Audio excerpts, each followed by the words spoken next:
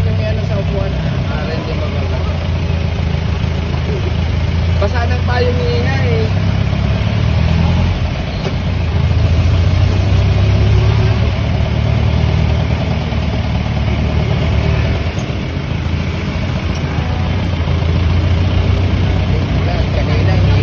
Kanina ang init. Ngayon, biglang umulan.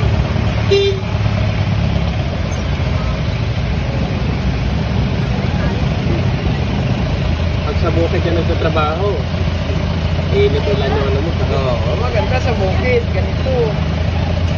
Lagi, maganda naman yung umulan para malaman ko yung tulog ng tubong ko. Hindi pa, tinuglan ko ngayon dahil tumutulog. Kala ko wala na. So, ngayon alam ko na, di ba?